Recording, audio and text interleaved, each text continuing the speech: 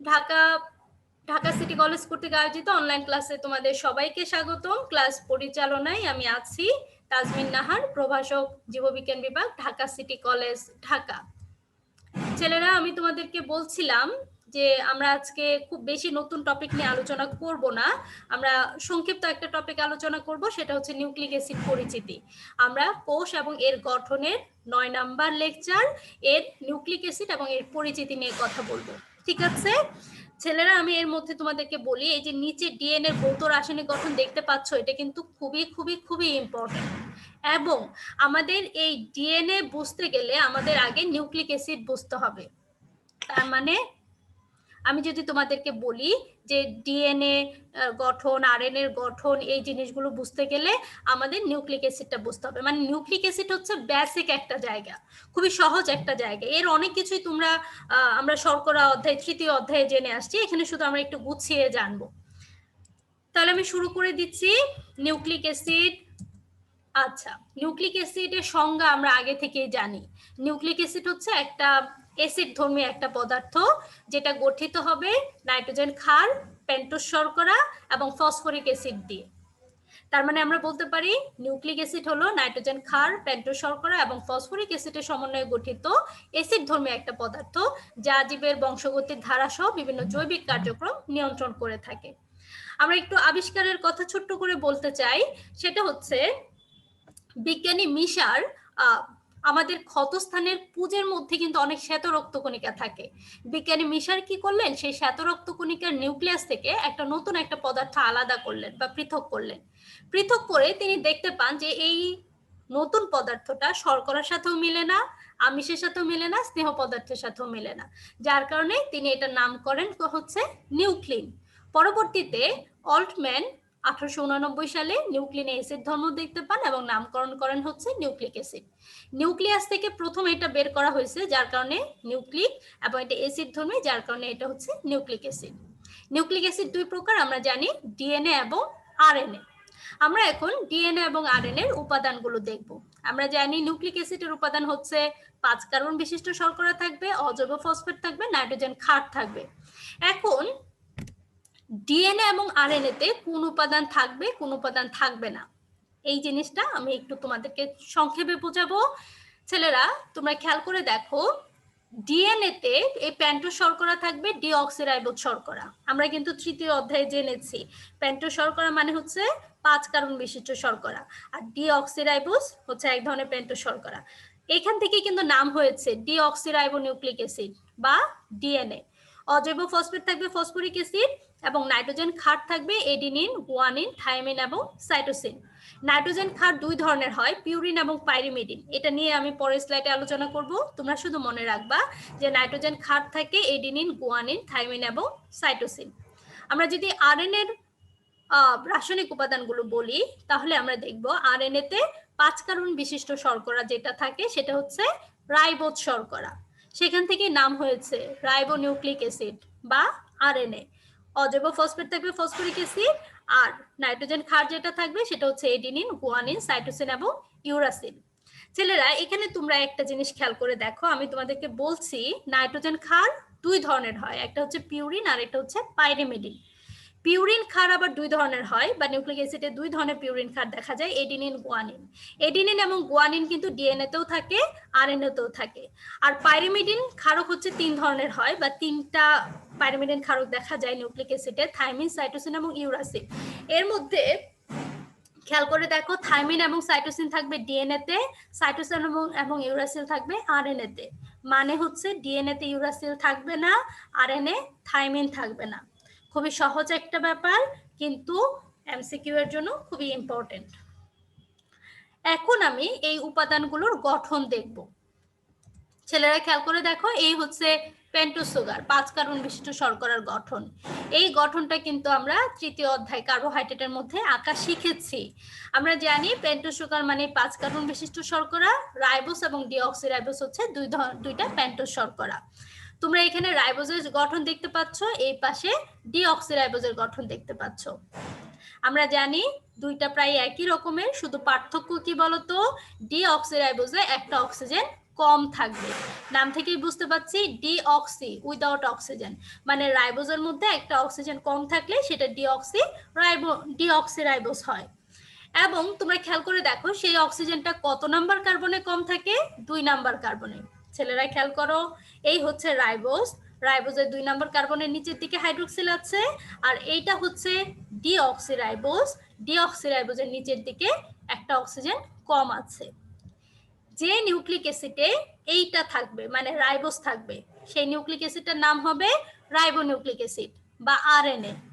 আর যে নিউক্লিক অ্যাসিডে এই ডিঅক্সিরাইবোজ থাকবে সেই নিউক্লিক অ্যাসিডের নাম কি হবে বলো তো? ডিএনএ বা ডিঅক্সিরাইবোনিউক্লিক অ্যাসিড। আমরা বুঝলাম। এখন আমরা ফসফরিক অ্যাসিড বা অজৈব ফসফেট নিয়ে আলোচনা করব। অজৈব ফসফেটের স্ট্রাকচারটা হচ্ছে এরকম, তোমরা মনে রাখবে এখানে হচ্ছে 3টা হাইড্রোক্সিল মূলক থাকে, ঠিক আছে? 3টা হাইড্রোক্সিল মূলক থাকবে। এখন আমি নাইট্রোজেন ক্ষার নিয়ে কথা বলবো।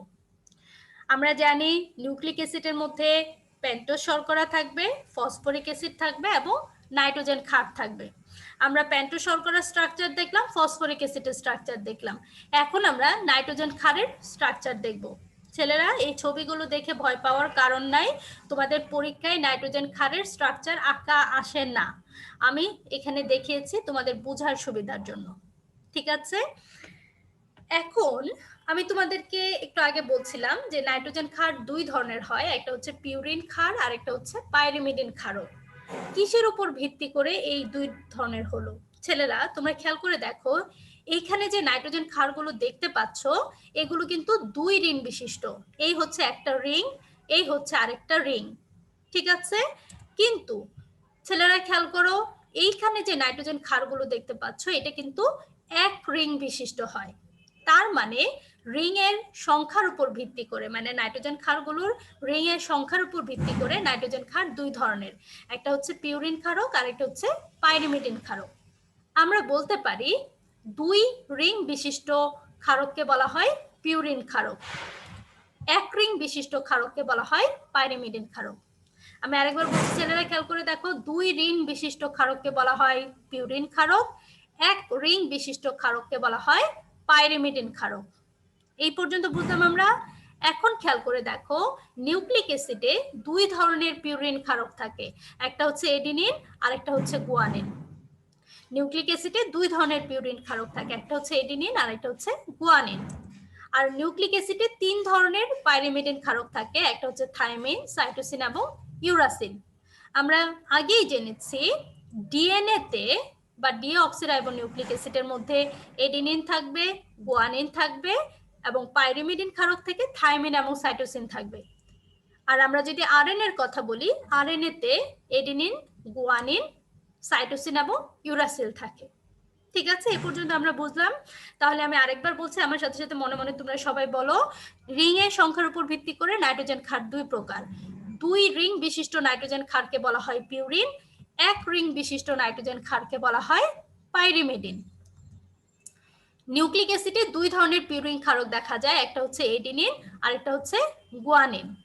নিউক্লিক অ্যাসিডে 3 ধরনের পাইরিমিডিন ক্ষারক দেখা যায়, একটা হচ্ছে থাইমিন, সাইটোসিন এবং ইউরাসিন। আমার ধারণা এই পর্যন্ত তোমরা বুঝতে পেরেছো। এখন তোমরা একটু গঠন দেখো, স্ট্রাকচারটা দেখো। স্ট্রাকচারের ক্ষেত্রে এখানে কার্বন এবং নাইট্রোজেনের যে নাম্বারিংটা করা হয়েছে, এই নাম্বারিংটা তোমাদের হাসান স্যারের বইতে একটু ভুল দেওয়া আছে, ঠিক আছে?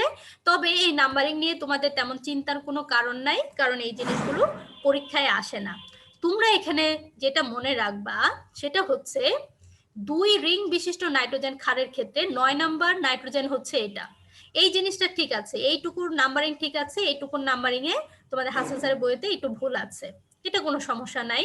আমাদের লাগবে হচ্ছে এই অংশটুকু, তোমরা মনে রাখবা 2 রিং বিশিষ্ট নাইট্রোজেন ক্ষারের ক্ষেত্রে এটা হচ্ছে 9 নাম্বার নাইট্রোজেন, ঠিক আছে? এবং আমরা আমরা পরবর্তীতে দেখব যে শর্করার সাথে নাইট্রোজেন ক্ষার যুক্ত হয়ে নিউক্লিওসাইড গঠন হয়। সেক্ষেত্রে কি হয়, শর্করার 1 নম্বর কার্বনের সাথে এই 9 নম্বর নাইট্রোজেন যুক্ত থাকে, ঠিক আছে? আর পাইরিমিডিন ক্ষারের ক্ষেত্রে তোমরা মনে রাখবা এটা হচ্ছে 1 নম্বর নাইট্রোজেন, কেন আমরা এটা মনে রাখবো? কারণ আমরা দেখব যে শর্করার সাথে যখন নাইট্রোজেন ক্ষার যুক্ত হয়ে যখন নিউক্লিওসাইড গঠন করে, তখন শর্করার 1 নাম্বার কার্বনের সাথে নাইট্রোজেনের 1 নাম্বার হাইড্রোজেন যুক্ত হচ্ছে। এই জিনিসটুকুর জন্যই আমাদের এই ইনফরমেশনটা মনে রাখতে হবে। জটিল কিছু না, শুধু তোমরা মনে রাখো, আমি পরবর্তীতে আবারও তোমাদেরকে বলবো। ঠিক আছে? তাহলে ছেলেরা, আমরা এতক্ষণ কি জানলাম? আমরা এতক্ষণ জানলাম পেন্টোজ শর্করা, ফসফরিক অ্যাসিড এবং নাইট্রোজেন ক্ষারের গঠন দেখলাম। আমরা দেখলাম যে নাইট্রোজেন ক্ষারের 2 ধরনের হয়, 2 রিং বিশিষ্ট থাকলে সেটাকে পিউরিন বলা হয়, 1 রিং বিশিষ্ট থাকলে সেটাকে পাইরিমিডিন ক্ষার বলা হয়। ঠিক আছে? এখন আমি নিউক্লিওসাইড নিয়ে কথা বলবো। ছেলেরা, আমরা জানি পেন্টোজ শর্করা, নাইট্রোজেন ক্ষার এবং ফসফরিক অ্যাসিড তিনটা মিলিত হয়েই কিন্তু কি গঠন করে? ডিএনএ বা আরএনএ গঠন করে। ঠিক আছে? বা নিউক্লিক অ্যাসিড গঠন করে। এখন এই তিনটা জিনিস কিভাবে একত্রিত হয় সেই প্রসিডিওরটাই আমরা এখন জানবো। সেটা জানার আগে প্রথমে আমাদেরকে নিউক্লিওসাইড সম্পর্কে জানতে হবে, এরপর আমাদের নিউক্লিওটাইড সম্পর্কে জানতে হবে। তোমরা এখানে নিউক্লিওসাইডের ছবি দেখতে পাচ্ছ। এখানে তোমরা খেয়াল করে দেখো, নিউক্লিওসাইডের ক্ষেত্রে তোমরা খেয়াল করে দেখো, এই যে শর্করা, কোনো শর্করার সাথে কোনো নাইট্রোজেন ক্ষার পরস্পর যুক্ত হয়ে যে যৌগটা গঠন করে সেটাকে নিউক্লিওসাইড বলা হয়। তার মানে নিউক্লিওসাইডের সঙ্গে আমরা বলতে পারি কোনো শর্করা, পেন্টোজ শর্করা এবং কোনো নাইট্রোজেন ক্ষার একসাথে যুক্ত হয়ে যে যৌগটা গঠন করে সেটা হচ্ছে নিউক্লিওসাইড। কিভাবে যুক্ত হবে? আমি তোমাদেরকে বলছিলাম এর আগের স্লাইডে যে শর্করার 1 নাম্বার কার্বনের সাথে, দেখো এটা হচ্ছে শর্করার 1 নাম্বার কার্বনের সাথে নাইট্রোজেন ক্ষারটা যুক্ত হবে। সেক্ষেত্রে নাইট্রোজেন ক্ষার যদি 2 রিং বিশিষ্ট হয়, মানে পিউরিন ক্ষার হয়, সেক্ষেত্রে নাইট্রোজেন ক্ষারের 9 নাম্বার নাইট্রোজেনের সাথে যুক্ত হবে। মানে এই 9 নাম্বার নাইট্রোজেনের সাথে 1 নাম্বার কার্বন যুক্ত হয়ে এখান থেকে কোনো পানি বের হয়ে যাবে এবং এদের মধ্যে একটা বন্ধনী তৈরি হবে। ঠিক আছে? এবং আমি আরেকটা জিনিস বলেছিলাম, ক্ষারটা যদি 1 রিং বিশিষ্ট হতো, মানে এই রিংটা যদি না থাকতো, পাইরিমিডিন ক্ষার যদি হতো, সেক্ষেত্রে এই 1 নাম্বার নাইট্রোজেনের সাথে কিন্তু শর্করার 1 নাম্বার কার্বন যুক্ত হতো। ঠিক আছে? তার মানে আমাদের এখানে মনে রাখার ব্যাপার হচ্ছে, কোনো শর্করার সাথে কোনো নাইট্রোজেন ক্ষার যুক্ত হয়ে যে যৌগটা গঠন করে সেটাকে নিউক্লিওসাইড বলা হয়। নিউক্লিওসাইড গঠনের ক্ষেত্রে শর্করার 1 নাম্বার কার্বনের সাথে নাইট্রোজেন ক্ষারের 9 নাম্বার নাইট্রোজেন যুক্ত হয়, যুক্ত হয়ে এখান থেকে এখনো পানি বের হয়ে যায় এবং এভাবে যুক্ত হয়। ঠিক আছে? এখানে তোমরা দেখো এই নিউক্লিওসাইডের নাম হচ্ছে এডিনোসিন। কেন? কারণ এই যে তোমরা নাইট্রোজেন ক্ষারটা দেখতে পাচ্ছ, এই নাইট্রোজেন ক্ষারটা হচ্ছে এডিনিন, যার কারণে এটার নাম হচ্ছে এডিনোসিন। এবং এটার ক্ষেত্রে দেখো, এটা হচ্ছে ডিঅক্সি এডিনোসিন। ডিঅক্সি কেন? কারণ এটা শর্করাটা হচ্ছে ডিঅক্সিরাইবোজ শর্করা এবং এটা হচ্ছে এডিনিন, যার কারণে ডিঅক্সি এডিনোসিন। এরকম তোমাদের বইতে কিছু নাম দেওয়া আছে, তোমরা এটা দেখে নিও। তাহলে আমরা নিউক্লিওসাইড জানলাম, এখন আমরা নিউক্লিওটাইড জানবো। নিউক্লিওটাইড মানে হচ্ছে নিউক্লিওসাইডের সাথে যখন কোনো অজৈব ফসফেট যুক্ত হয়, তখন সেই যৌগটাকে বলা হয় নিউক্লিওটাইড। তার মানে আমরা বলতে পারি নিউক্লিওটাইডের মধ্যে কি কি থাকবে বলতো? কোনো পেন্টোজ শর্করা থাকবে, কোনো নাইট্রোজেন ক্ষার থাকবে এবং ইনঅর্গানিক ফসফেট থাকবে। ঠিক আছে? কোনো শর্করা, নাইট্রোজেন ক্ষার এবং ফসফেট যুক্ত হয়ে যে যৌগটা গঠন করে সেটাকেই বলা হয় নিউক্লিওটাইড। ঠিক আছে? এক্ষেত্রে দেখো, আমরা মনে রাখবো এই ইনঅর্গানিক ফসফেটটা সব সময় শর্করা অণুর 3 নাম্বার কার্বন অথবা 5 নাম্বার কার্বনের সাথে যুক্ত হয়। ঠিক আছে? এই 3 নাম্বার কার্বনের সাথে যুক্ত হতে পারে অথবা 5 নাম্বার কার্বনের সাথেও যুক্ত হতে পারে। এখানে আমরা 5 নাম্বার কার্বনের সাথে যুক্ত অবস্থায় দেখিয়েছি। তাহলে আমরা নিউক্লিওটাইড সম্পর্কে জানলাম। ছেলেরা, আমি আরেকবার যদি তোমাদেরকে বলি, নিউক্লিওসাইড হচ্ছে শর্করার সাথে নাইট্রোজেন ক্ষার যুক্ত হবে, এটা হচ্ছে নিউক্লিওসাইড। আর নিউক্লিওটাইড কি বলতো? শর্করার সাথে নাইট্রোজেন ক্ষার এবং ইনঅর্গানিক ফসফেট যুক্ত হবে, এটা হচ্ছে নিউক্লিওটাইড। এবং আমি এখানে তোমাদেরকে আরেকবার একটু বলছি, শর্করার 1 নাম্বার কার্বনের সাথে নাইট্রোজেন ক্ষার যুক্ত হয় এবং ফসফেটটা কত নাম্বার কার্বনের সাথে যুক্ত হয়? 3 নাম্বার অথবা 5 নাম্বার কার্বনের সাথে যুক্ত হয়, যুক্ত হয়ে নিউক্লিওটাইড গঠন করে। এখন আমি ডাইনিউক্লিওটাইডের কথা যদি বলি, তাহলে তোমরা আমাকে বলো তো ডাইনিউক্লিওটাইড কি হবে? দুইটা নিউক্লিওটাইড যখন যুক্ত হবে তখন তাকে বলা হবে ডাইনিউক্লিওটাইড। কিভাবে যুক্ত হবে? ফসফোডাইএস্টার বন্ধনের মাধ্যমে। তার মানে হচ্ছে একটা ইনঅর্গানিক ফসফেট 3 নাম্বার এবং 5 নাম্বার কার্বনের সাথে অন্য আরেকটা নিউক্লিওটাইডে 5 নাম্বার কার্বনের সাথে যুক্ত হয়ে দুইটা নিউক্লিওটাইডকে যুক্ত করবে। আমি যদি এখানে একটু দেখাই, এই দেখো, এই হচ্ছে ইনঅর্গানিক ফসফেট, ঠিক আছে? এই ফসফেটটা দেখো, এই হচ্ছে একটা শর্করা, এই হচ্ছে আরেকটা পেন্টো শর্করা। শর্করার 3 নাম্বার কার্বনের সাথে যুক্ত হচ্ছে এবং 5 নাম্বার কার্বনের সাথে যুক্ত হচ্ছে। এইটা যুক্ত হচ্ছে ফসফোডাইএস্টার বন্ধনের মাধ্যমে, মানে এইখানে একটা এস্টার বন্ধনী হয়, এখানে আরেকটা এস্টার বন্ধনী হয়। তার মানে আমরা বলতে পারি যে দুইটা নিউক্লিওটাইড ফসফোডাইএস্টার বন্ধনের মাধ্যমে যুক্ত হয়ে ডাইনিউক্লিওটাইড গঠন করে। আর এরকম অসংখ্য নিউক্লিওটাইড যখন পরস্পরের সাথে ফসফোডাইএস্টার বন্ধনের মাধ্যমে যুক্ত হয় তখন সেটাকে বলা হয় পলিনিউক্লিওটাইড। এবং এরকম অসংখ্য পলিনিউক্লিওটাইড নিয়েই কিন্তু হচ্ছে ডিএনএ বা আরএনএ গঠিত, মানে ডিএনএ বা আরএনএ হচ্ছে পলিনিউক্লিওটাইড চেন নিয়ে গঠিত। ছেলেরা এখানে যদি আমি একটু দেখাই, তোমরা খেয়াল করে দেখো, এই হচ্ছে শর্করা, এটা দেখাই 2 নাম্বারটা খেয়াল করে দেখো, এই হচ্ছে শর্করা। শর্করার 1 নাম্বার কার্বনের সাথে নাইট্রোজেন ক্ষারযুক্ত, অর্ধেক দেখবা, এই পাশে অংশ দেখবা না। এটা হচ্ছে ডিএনএ স্ট্রাকচার। আমি কিন্তু তোমাদের ডিএনএ স্ট্রাকচার বোঝাচ্ছি না, শুধু নিউক্লিওটাইডটা বোঝাচ্ছি। খেয়াল করে দেখো, এই শর্করার সাথে যখন একটা নাইট্রোজেন ক্ষার যুক্ত হয়ে নিউক্লিওসাইড গঠন করলো, আর এটার সাথে যখন একটা ইনঅর্গানিক ফসফেট যুক্ত হলো তখন নিউক্লিওটাইড গঠন করলো। এবং দুইটা নিউক্লিওটাইড দেখো, এই হচ্ছে একটা নিউক্লিওটাইড, এই হচ্ছে একটা নিউক্লিওটাইড, দুইটা নিউক্লিওটাইড এই ফসফোডাইএস্টার বন্ধনের মাধ্যমে যুক্ত হয়ে ডাইনিউক্লিওটাইড গঠন করলো। এরকম দেখো অসংখ্য নিউক্লিওটাইড পরস্পরের সাথে যুক্ত হয়ে পলিনিউক্লিওটাইড গঠন করলো। দেখো এই হচ্ছে একটা পলিনিউক্লিওটাইড চেন এবং এই পাশেও একটা, এটা পলিনিউক্লিওটাইড চেন। ঠিক আছে, এটা হচ্ছে ডিএনএ স্ট্রাকচার। আমরা সামনের ক্লাসে জানবো, আজকের ক্লাসে আমরা জানবো না। তাহলে আমরা এ পর্যন্তই আজকে জানলাম। ছেলেরা আমি যদি প্রথম থেকে তোমাদেরকে বলি, আজকে ক্লাসটা কিন্তু বেসিক একটা ক্লাস। এই ক্লাসটা যদি আমি না বুঝি, আমি ডিএনএ স্ট্রাকচার বুঝবো না, আমি আরএনএ স্ট্রাকচার বুঝবো না, বা বুঝতে আমাদের সমস্যা হবে। এটা হচ্ছে খুবই বেসিক একটা জিনিস এবং এখান থেকে কিন্তু প্রচুর পরিমাণ জ্ঞানমূলক প্রশ্ন থাকবে। নিউক্লিওসাইড কি, নিউক্লিওটাইড কি, পিউরিন ক্ষার কয় ধরনের, পাইরিমিডিন ক্ষার কয় ধরনের, কেন এটাকে পিউরিন ক্ষার বলা হয়, পাইরিমিডিন ক্ষার বলতে কি বুঝো, এই ধরনের প্রশ্ন থাকবে। ঠিক আছে, আমার ধারণা তোমরা বুঝতে পেরেছো। আমার আজকের ক্লাস এই পর্যন্ত, মানে নতুন টপিক আমি আর পড়াবো না। আমরা সামনের ক্লাসে ডিএনএ স্ট্রাকচারে চলে যাব। খুবই ইম্পর্টেন্ট ডিএনএ স্ট্রাকচার, এবং ডিএনএ স্ট্রাকচার বোঝার আগে নিউক্লিওটাইড পর্যন্ত আমাদের একটু বুঝতে হবে, নিউক্লিক অ্যাসিড। যদি সম্ভব হয় আজকে বাসায় একটু এক পলক দেখে নিবা নিউক্লিক অ্যাসিডটা, খুবই সহজ কিন্তু বেসিক একটা জিনিস আমাদের বুঝতে হবে। ঠিক আছে ছেলেরা, এখন আমি তোমাদেরকে একটু রিভিউ ক্লাস করব। তোমরা কথা বলো এখন, রিভিউ ক্লাসটা আমরা কিভাবে করতে পারি? সবগুলো চ্যাপ্টার একটু সামারাইজ করে দিলে একবারে, একটু করে সামারাইজ করে দিলে না? হ্যাঁ, আচ্ছা, আমি এটা অন্যান্য ক্লাসেও করেছি, আমি বইটা হাতে নিয়েছি। তোমরা যদি পারো তোমরা বইটা হাতে নাও।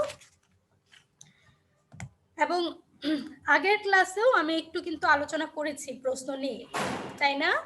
প্রশ্নর ক্ষেত্রে আমি তোমাদেরকে বলেছিলাম যে এমসিকিউ প্রশ্ন সাধারণত আমাদের মনে থাকে না। আমরা সবাই বলি যে ম্যাডাম অনেক পড়ি কিন্তু আমাদের মনে থাকে না। সেক্ষেত্রে আমি তোমাদের বলেছিলাম যে মনে রাখার একটা উপায় হচ্ছে তোমরা একটা টপিক পড়বা, তারপরে সেই রিলেটেড এমসিকিউ প্রশ্নে যাবা। এমসিকিউ প্রশ্ন কিন্তু তোমাদের বইয়ের পিছনে আছে, সবার পিছনে বোর্ড ফাইনাল কোশ্চেন আছে, বা তোমাদের হাতের কাছে যদি কোনো গাইড থাকে সেক্ষেত্রেও তোমরা সেটা পাবা। এবং সেখানে কি করবা, 4টা অপশন থাকে, 4টা অপশন উত্তর বের করবা, 4টা অপশনেরই উত্তর বের করবা। এটা হচ্ছে একটা উপায়। আর বাকিটা তো যার যার নিজস্ব প্রসেস আছে যে কিভাবে মনে রাখবা। এখন তোমরা খেয়াল করে দেখো কিভাবে প্রশ্ন আসছে। আমি তোমাদেরকে বলছি খুবই সহজ প্রশ্ন হয়েছে, বেসিক প্রশ্ন হয়েছে, স্ট্যান্ডার্ড প্রশ্ন হয়েছে। ঠিক আছে, তোমরা যদি নিয়মিত পড়াশোনা করো, আমার ক্লাসগুলো করো, আমার বিশ্বাস তোমরা প্রত্যেকে ভালো করবে। আচ্ছা, এখন আমি যদি তোমাদেরকে বলি যে কোষ প্রাচীর থেকে কিভাবে প্রশ্ন আসছে বা কোন ধরনের প্রশ্ন আসছে, সেক্ষেত্রে দেখো যে কোষ প্রাচীরের উপাদান কি কি এভাবে আসতে পারে। নিচের কোনটা কোষ প্রাচীরের উপাদান, কি কি আছে কোষ প্রাচীরের ক্ষেত্রে, মধ্যপর্দা থাকে, প্রাইমারি প্রাচীর থাকে, এই ধরনের আর কি। সেই সাথে এই মধ্যপর্দা বা প্রাইমারি সেকেন্ডারি প্রাচীরের উপাদানগুলো কি কি, ঠিক আছে, কি কি থাকে, কোনটাতে কি থাকে, লিগেনিং থাকে কিনা, সেলুলোজ থাকে কিনা, পেকটিক অ্যাসিড থাকে কিনা, এই জিনিসগুলো, ঠিক আছে। সেই সাথে কূপ এলাকা কি, পিট পিয়ার, পিট মেমব্রেন কি, এবং প্লাজমোডেজমাটা কি, এটার কাজ কি, এই জিনিসগুলো।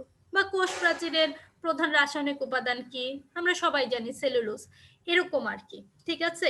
তবে তোমাদেরকে বলি পার্সেন্টেজ হিসাব তোমাদেরকে জানতে হবে না, যে এত পার্সেন্ট প্রোটিন থাকবে, এত পার্সেন্ট লিপিড থাকবে, এই জিনিসগুলো জানতে হবে না। তবে হ্যাঁ, প্রোটিন, লিপিড বা সেলুলোজ এগুলো থাকে, এই জিনিসগুলো তোমাদেরকে জানতে হবে, ঠিক আছে। এরপর আমরা যদি তোমাদেরকে বলি প্রোটোপ্লাস্ট নিয়ে, যদি বলি যে প্রোটোপ্লাস্টের আবর্তন যেটা আছে সেটা একটু ভালো করে দেখবা, প্রোটোপ্লাস্টে কি কি উপাদান থাকে। প্লাজমা মেমব্রেনের কথা যদি বলি, তাহলে প্লাজমা মেমব্রেনে কি কি অংশ থাকে, এটা আসতে পারে। ফসফোলিপিড বাইলেয়ার কি, এই ফসফোলিপিড বাইলেয়ারের মধ্যে কি কি থাকে, বা মেমব্রেন প্রোটিন যেটা আছে সেটা কত ধরনের হয়, এই জিনিসগুলো আসতে পারে। কোলেস্টেরল কি, এটা আসতে পারে। কোষঝিল্লির রাসায়নিক উপাদান, প্রোটিন, লিপিড, পলিস্যাকারাইড, এই জিনিসগুলো আসতে পারে। তবে আমি তোমাদের বলছি পার্সেন্টেজ এখন না পড়লেও হবে। পার্সেন্টেজ এই এই জিনিসগুলো আসে তোমাদের এডমিশন টেস্টের ক্ষেত্রে। কেউ যদি মনে করো যে এখন থেকে পড়ে রাখবা, এডমিশন টেস্টে সহজ হবে, তাহলে তোমরা পড়তে পারো। কিন্তু সাধারণত তোমাদের বোর্ড ফাইনাল পরীক্ষায় এরকমই থাকে যে কোষঝিল্লির রাসায়নিক উপাদান কি কি, প্রোটিন, লিপিড, এরকম আরো কয়েকটা অপশন দেওয়া থাকে, ঠিক আছে। কোষঝিল্লির কাজ তোমরা পড়বা। সাইটোপ্লাজমীয় অঙ্গাণুর মধ্যে যদি যাই, আমি এর আগে ক্লাসে তোমাদেরকে বলেছি কোনটা ঝিল্লিযুক্ত অঙ্গাণু, কোনটা ঝিল্লিবিহীন অঙ্গাণু, এই জিনিসগুলো তোমরা কিন্তু ভালো করে পড়বা। আমি গত ক্লাসে তোমাদেরকে লিখিয়ে দিয়েছিলাম যে ঝিল্লিযুক্ত অঙ্গাণু কোনটা, ঝিল্লিবিহীন অঙ্গাণু কোনটা। সেই সাথে সাইটোপ্লাজমীয় অঙ্গাণুগুলোর কাজ কি, মানে কোন অঙ্গাণুটা কি কাজ করে। আমরা কিন্তু জানি যে ধরো আমরা যদি প্রোটিন সংশ্লেষের কথা বলি, এটা রাইবোজোম করে। আমরা যদি বলি যে ফ্যাগোসাইটোসিস কোন অঙ্গাণুর কাজ, বা আত্মঘাতী থলিকা কাকে বলা হয়, লাইসোজোম, এরকম আর কি, ঠিক আছে। তাহলে প্রত্যেকটা কোষীয় অঙ্গাণুর কাজ খুব ভালোভাবে শিখবা, যে এই যে গলগি বডি আছে, গলগি বডির কাজ কি, এই জিনিসগুলো ভালোভাবে শিখবা। এন্ডোপ্লাজমিক রেটিকুলাম, মাইটোকন্ড্রিয়ার কথা যদি বলি, সেক্ষেত্রে মাইটোকন্ড্রিয়ার ধরো ভৌত গঠন যেটা আছে, এটার মধ্যে কি কি থাকে, যেমন ধরো এটিপি সিনথেসিস, ইটিসি থাকে, বৃত্তাকার ডিএনএ, রাইবোজোম থাকে, 2টা প্রকোষ্ঠ থাকে, এই জিনিসগুলো। মানে কোষীয় অঙ্গাণুর ক্ষেত্রে আমি তোমাদেরকে বলছি এটার ভৌত গঠন তোমরা অবশ্যই জানবা, কি কি অংশ থাকে। সেই সাথে রাসায়নিক গঠন, মানে মেমব্রেনটা কি কি রাসায়নিক উপাদান দিয়ে তৈরি, ম্যাক্সিমাম ক্ষেত্রে লিপোপ্রোটিন থাকে, লিপোপ্রোটিন বাইলেয়ার থাকে, ঠিক আছে। সেই সাথে কাজ কি, যেমন ধরো মাইটোকন্ড্রিয়ার কাজ কি, মাইটোকন্ড্রিয়ার মধ্যে শ্বসনের কোন কোন বিক্রিয়া হয়, এরকম প্রশ্ন আসে। প্লাস্টিকের কথা যদি বলি, প্লাস্টিক খুবই ইম্পর্টেন্ট। প্লাস্টিকের মধ্যে ধরো লিউকোপ্লাস্টের কাজ কি, ক্লোরোপ্লাস্টের কাজ কি, এই জিনিসগুলো আসে। আমরা জানি আবার ধরো কোনটা খাদ্য সঞ্চয় করে, কোনটা বর্ণ ধারণ করে, এভাবে পরীক্ষায় আসে। আবার আমরা জানি যে লিউকোপ্লাস্ট যেটা আছে সেটা আবার 3 ধরনের হয়, সেটাও কিন্তু পরীক্ষায় আসে, যে শর্করা সঞ্চয় করে কোনটা, কোনটা লিপিড সঞ্চয় করবে, কোনটা প্রোটিন সঞ্চয় করবে, ঠিক আছে। এরকম প্রশ্ন পরীক্ষায় এসে থাকে। সেই সাথে ক্লোরোপ্লাস্টের যে তোমার আছে, ক্লোরোপ্লাস্টের আকার কেমন হয়, দেখতে কেমন হয়, এই জিনিসগুলো। ক্লোরোপ্লাস্টের মধ্যে কি কি থাকে, বা থাইলাকয়েডের মধ্যে কি কি থাকে, এই জিনিসগুলো তোমরা দেখবা। ক্লোরোপ্লাস্টের কাজ দেখবা, ক্লোরোপ্লাস্টের কাজ কি এটা দেখবা। আর নিউক্লিয়াসের মধ্যে নিউক্লিয়াসের গঠন, নিউক্লিয়াসের পেরিনিউক্লিয়ার স্পেস কি, অ্যাঙ্কর প্রোটিন কি, এগুলোর কাজ কি, এই জিনিসগুলো দেখবা, ঠিক আছে। ছেলেরা তোমাদেরকে আমি একটু বলছি যে তোমরা তোমাদের যে পরীক্ষার যে নোটিশ পেয়েছো তোমরা, সেখানে তোমাদের প্রথম, দ্বিতীয় এবং তৃতীয় অধ্যায়ের কথা বলা হয়েছে। তবে আমি এখানে বলছি প্রথম অধ্যায় নিউক্লিয়াস পর্যন্ত থাকবে।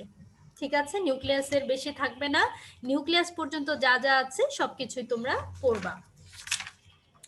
এখন নিউক্লিয়াস সহ? হ্যাঁ, নিউক্লিয়াস সহ, নিউক্লিয়াস সহ যা যা আছে সেটা সেটা তোমরা হচ্ছে পড়বা, নিউক্লিয়াস সহ। ঠিক আছে, এখন আমি যদি ম্যাডাম, হ্যাঁ, বলো। বোর্ড কোশ্চেন যেগুলো আছে সেগুলো যদি করি তাহলে কি পরীক্ষায় কিছু সাহায্য হবে বা কোনো উপকার হবে যদি বোর্ড কোশ্চেন গুলা পড়ি? অবশ্যই হবে, অবশ্যই হবে। আমি তোমাদেরকে সবসময় বলি যে তোমরা বোর্ড কোশ্চেন গুলো সলভ করবা। ব্যাপারটা এমন না যে বোর্ড কোশ্চেন দেখে প্রশ্ন করা হয়, কিন্তু তোমরা যদি বোর্ড কোশ্চেন সলভ করো তাহলে দেখবা তোমাদের পুরো বই অলমোস্ট সলভ করা হয়ে গিয়েছে। ঠিক আছে, এবং বোর্ড কোশ্চেন সলভ করলে যেটা হয় তোমরা বুঝতে পারবা প্রশ্ন কেমন হবে, কারণ বোর্ড একটা স্ট্যান্ডার্ড প্রশ্ন করে এবং মোটামুটি আমরা সবাই বা সব কলেজই হচ্ছে বোর্ড যেভাবে প্রশ্ন করে সেটা আমরা ফলো করার চেষ্টা করি। ঠিক আছে, তো দেখা যাচ্ছে যে বোর্ড কোশ্চেনগুলো সলভ করলে তোমাদের বোঝা যাবে যে কোন জিনিসটা কিভাবে পড়তে হবে, কোন টপিক থেকে কোন ধরনের এমসিকিউ আসে, কিভাবে আসে। ঠিক আছে, এবং আমি আরেকটা বলছি, তোমরা যখন বোর্ড কোশ্চেন ফলো করবা তখন ওই চারটা অপশনের প্রত্যেকটা অপশন খুঁজে বের করবা কোন অপশনটা কোন টপিক থেকে দিয়েছে, কোথা থেকে দিয়েছে, তাহলে দেখবা তোমাদের আর এমসিকিউ নিয়ে চিন্তা করার কোনো কারণ নাই। তোমরা অবশ্যই সবাই বোর্ড কোশ্চেন সলভ করবা। ঠিক আছে, এই হচ্ছে প্রথম অধ্যায়ের কথা। দ্বিতীয় অধ্যায় তো আমার ধারণা তোমরা প্রত্যেকেই পারবা, খুবই সহজ, এবং আমি খুব ধীরে ধীরে ধীরে পড়িয়েছি, তোমাদের পড়ানোর সময় আমি বলে দিয়েছি এখান থেকে কিভাবে এমসিকিউ প্রশ্ন আসে। তারপর আমি তোমাদেরকে বলছি যে ইন্টারফেস যেটা আছে সেটার হচ্ছে ধরো এস দশায় কি হয়, G1 দশায় কি হয়, G2 দশায় কি হয়, বা এই G1 G2 দশায় কিন্তু আমরা বিভিন্ন হচ্ছে প্রোটিনের নাম জেনেছি, সেই প্রোটিনগুলো জানবা, কোন দশায় কতটুকু সময় থাকে, এইটা কিন্তু এখানে ইম্পর্টেন্ট, মানে পার্সেন্টেজ যেটা আছে, এত সময় এখানে থাকবে, এত সময় বিভাজন পর্যায়ে থাকবে, এই জিনিসটা কিন্তু এখানে ইম্পর্টেন্ট। ঠিক আছে, এই হচ্ছে ব্যাপার। সংজ্ঞা তো শিখবা সবগুলোতেই। আমরা যদি মাইটোসিসের কথা বলি, মাইটোসিস খুব সহজ। মাইটোসিসের 5টা পর্যায়ের কোন পর্যায়ে কি কি হয় সেটা তোমরা খুব ভালোভাবে শিখবা, এটা তোমরা পারো। যেমন ধরো মেটাফেজ পর্যায়ে মেটাকাইনেসিস হয়, মেটাকাইনেসিস মানেই হচ্ছে ক্রোমোজোমগুলো বিষুবীয় অঞ্চলে থাকবে।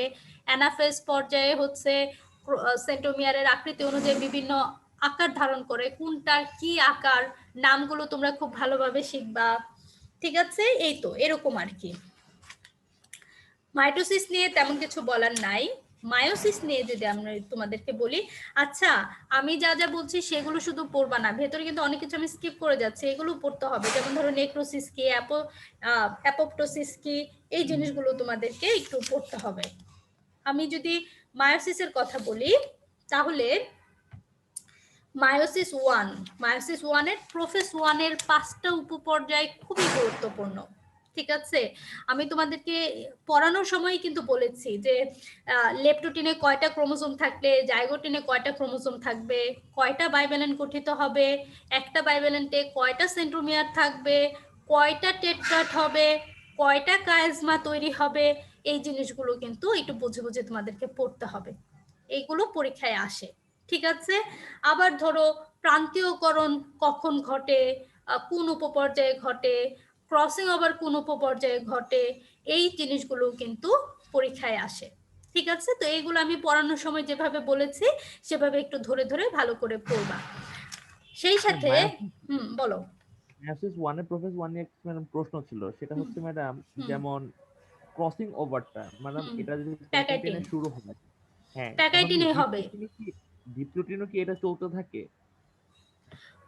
ডিপ্লোটিনে হচ্ছে তোমার প্রান্তীয়করণটা শুরু হয়। অ্যাকচুয়ালি ক্রসিং ওভার বলতে তো আমরা এক্সচেঞ্জ বুঝি, তাই না, ওই খণ্ডকটার পরিবর্তন বুঝি, তাই তো, সিস্টার ক্রোমাটিডের, ঠিক কি না বলো তো আমাকে, দুটো নন সিস্টার ক্রোমাটিডের এই পরিবর্তনটা প্যাকাইটিনে হয়ে যায়। ঠিক আছে, জি ম্যাম। তোমার প্রশ্নের উত্তর পেয়েছো?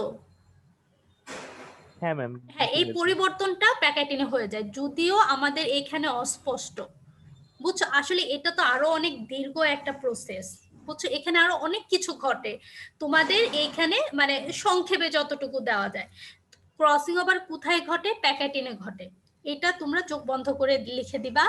এবং আরেকটা জিনিস মনে রাখবা, বোর্ড কোশ্চেন সলভ করার সময় অনেক সময় তোমরা কনফিউজিং উত্তর পাবা, ঠিক আছে? যেমন দুইটা জায়গায় দুইটা আনসার দেওয়া আছে, অনেক সময় কনফিউজিং প্রশ্ন বোর্ড করে, সেক্ষেত্রে কিন্তু দুইটাই সঠিক ধরে। যদি এমন হয় যে দুইটা আনসার সঠিক থাকে, সেক্ষেত্রে কিন্তু দুইটাই সঠিক ধরে, ঠিক আছে? তো এরকম আর কি, যে বোর্ড কোশ্চেন যখন সলভ করবা একটু বইয়ের সাথে মিলিয়ে মিলিয়ে সলভ করবা। মানে বোর্ড প্রশ্ন দেওয়ার সাথেই তো আনসারটাও দেওয়া থাকে, সেই আনসারটা যখন তোমরা দেখবা তখন একটু বইয়ের সাথেও মিলিয়ে দেখবা যে সেই আনসারটা ওখানে ঠিক লিখেছে কিনা, ঠিক আছে? এই হচ্ছে কথা। আরেকটা কথা যেটা, মাইটোসিসে ক্রোমোজোম কয়বার বিভাজিত হয়, মায়োসিসে ক্রোমোজোম নিউক্লিয়াস কয়বার বিভাজিত হয়, এগুলো কিন্তু আমরা সংজ্ঞায় জেনেছি। এই জিনিসগুলো খুব ভালোভাবে তোমরা করবা। সরি। আচ্ছা, তারপর ওই যে ক্রসিং ওভারের কথা, যেটা ক্রসিং ওভার কোথায় ঘটে, সিস্টার ক্রোমাটিড কি, নন সিস্টার ক্রোমাটিড কি, প্রান্তীয়করণ কোথায় থেকে শুরু হয়, মানে কোন উপপর্যায়ে শুরু হয়, কোন উপপর্যায়ে ঘটে, এই জিনিসগুলো তোমরা একটু ভালো করে পড়বা, ঠিক আছে? আমি এখন কোষ রসায়নে চলে যাই। তোমাদের মনে অনেক প্রশ্ন, ম্যাডাম কোষ রসায়ন কিভাবে পড়বো? কোষ রসায়নের কার্বোহাইড্রেট তোমরা খেয়াল করে দেখো, কার্বোহাইড্রেটের মধ্যে তোমরা কিভাবে পড়বা। প্রথমেই তোমরা উদাহরণগুলো মনে রাখবা, মানে হচ্ছে মনোস্যাকারাইড কোনটা, ডাইস্যাকারাইড কোনটা, পলিস্যাকারাইড কোনটা। অলিগোস্যাকারাইডের একটা মাত্র উদাহরণ রেফিনোজ, ঠিক আছে? এছাড়া মানে উদাহরণ কোনটা কি, ধরো পরীক্ষায় আসতে পারে নিচের কোনটা মনোস্যাকারাইড, নিচের কোনটা ডাইস্যাকারাইড, এরকম। আবার ধরো পরীক্ষায় আসে নিচের কোনটা প্যান্টোজ, নিচের কোনটা হেক্সোজ, মানে মনোস্যাকারাইডের যে ক্লাসিফিকেশনটা আছে সেই উদাহরণটাও তোমরা শিখবা। হ্যাঁ বলো,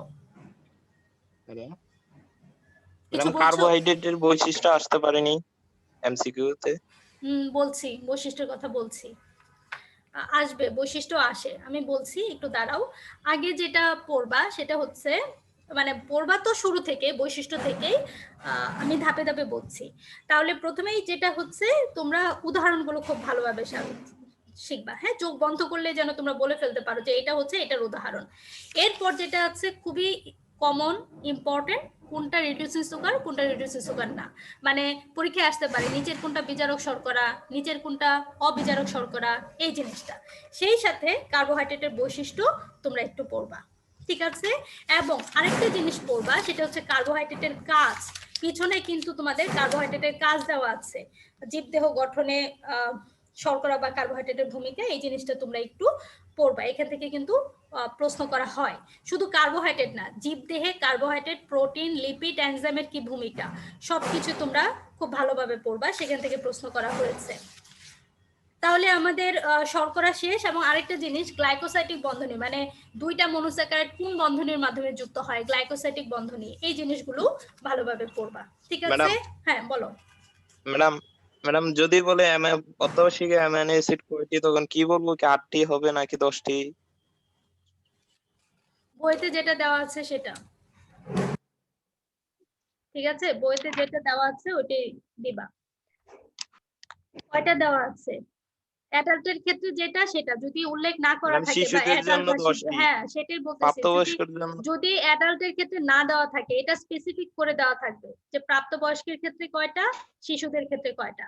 স্পেসিফিক যদি না দেওয়া থাকে তাহলে 8টা বা 10টা, দুইটা একসাথে কখনো দিবে না, ঠিক আছে? প্রশ্ন করার সময় ওটা মাথায় রাখা হয়, কোনো কনফিউজিং প্রশ্ন সাধারণত অ্যাভয়েড করা হয়। আচ্ছা, যেটা তোমাদের বলছিলাম, শর্করা শেষ। এখন আমি অ্যামিনো অ্যাসিডের কথা যদি বলি, অ্যামিনো অ্যাসিড একটু জানবা। প্রোটিন, প্রোটিনটা কিন্তু খুবই খুবই খুবই গুরুত্বপূর্ণ। প্রোটিনের মধ্যে পেপটাইড বন্ধনী কি, বা দুইটা অ্যামিনো অ্যাসিড কোন বন্ধনের মাধ্যমে যুক্ত হয়ে প্রোটিন গঠন করে, এই জিনিসটা আসে। সেই সাথে প্রোটিনের শ্রেণীবিন্যাস যেটা আছে, যেমন ধরো সরল প্রোটিন, ঠিক আছে? সরল প্রোটিনের উদাহরণগুলো কিন্তু খুবই ইম্পর্টেন্ট, আমি তোমাদেরকে কিন্তু বলেছি। যেমন ধরো আসতে পারে যে চালের অরাইজিনিন কোন ধরনের প্রোটিন, গ্লুটিনিন, গমের গ্লুটিনিন কি, তারপরে আসতে পারে ধরো ডিমের যেটা আছে, ডিমের সাদা অংশের ওভালবুমিন, এটা কোন ধরনের প্রোটিন, অ্যালবুমিন, এই ধরনের প্রোটিনের উদাহরণ সবকিছু তোমরা খুব ভালোভাবে শিখবা। সেই ক্ষেত্রে প্রোটিনের ভূমিকা, জীবদেহে প্রোটিনের ভূমিকা এবং প্রোটিনের ছেলেরা, আমার যদি ক্লাসটা শেষ হয়ে যায় তাহলে তোমরা আবার ক্লাসে জয়েন করবা, ঠিক আছে? আমার ক্লাসটা লাইনটা কেটে যেতে পারে, তোমরা আবারও ক্লাসে জয়েন করবা। আমি বলছি, তোমরা শোনো এখন। যেটা বলছিলাম, প্রোটিনের ক্ষেত্রে যে জীবদেহে প্রোটিনের ভূমিকা কি, প্রোটিনের শ্রেণীবিন্যাস, এই জিনিসটা খুব ভালোভাবে শিখবা। লিপিডের ক্ষেত্রে যদি আমি বলি, লিপিড আমি পড়ানোর সময় যা যা বলেছি সেগুলো করলে